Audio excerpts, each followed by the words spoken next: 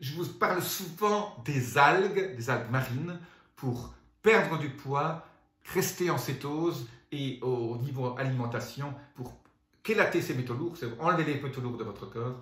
Je vous dis tout de suite quelles sont mes algues favorites et comment les trouver. Restez bien jusqu'à la fin, parce qu'il y a une petite surprise.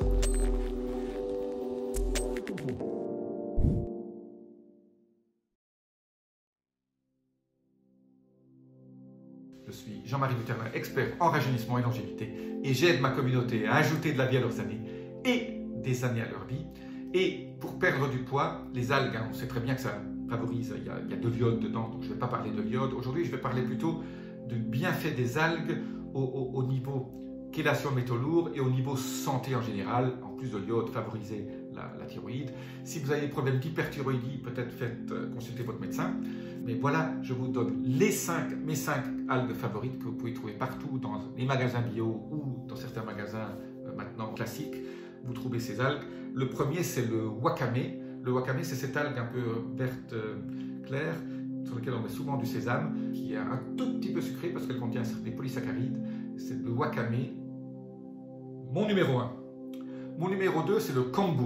Le kombu, c'est l'algue qu'on utilise pour faire le fameux kombucha, le thé kombucha, qui est un thé un peu fermenté, dans lequel on met un peu de miel ou de sucre pour faire fermenter. Le thé kombucha, c'est absolument génial. Mais le kombu, vous pouvez aussi le trouver, c'est mon deuxième favori.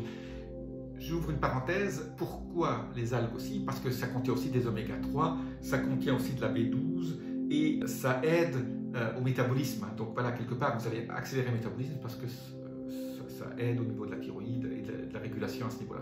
Et généralement, on manque d'iode, donc ça, je ferme la parenthèse. Le troisième, c'est le nori. Nori, c'est la petite feuille qui entoure au sushi. Ça aussi, c'est absolument génial. La quatrième, on appelle ça la laitue de mer. Vous trouvez ça aussi dans les magasins un peu spécialisés. Alors, il ne faut pas non plus, voilà, parce que c'est des goûts un peu spécifiques, des goûts un peu marins, un peu iodés. Donc, mangez pas ça tous les jours non plus, mais je dirais une fois par semaine, essayez d'inclure des algues dans votre alimentation.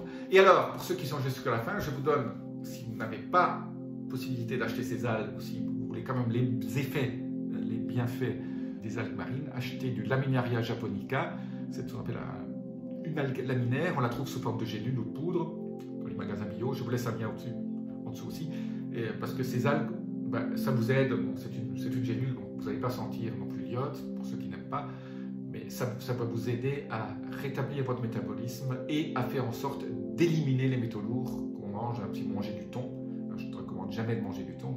Pour vos oméga 3, toujours la trilogie classique, je la répète, anchois, si possible frais et non salés, les sardines fraîches aussi, mais bon, en boîte ça va aussi, et les petits maquereaux, absolument géniaux, en boîte, pas top. Si vous trouvez des maquereaux frais, vous les faites en ceviche, juste marinés ou juste grillés un petit peu, c'est absolument génial. Voilà, c'était la petite parenthèse oméga 3 du jour. Je vous dis à très bientôt, laissez-moi vos commentaires et abonnez-vous, la clochette notification. Namasté.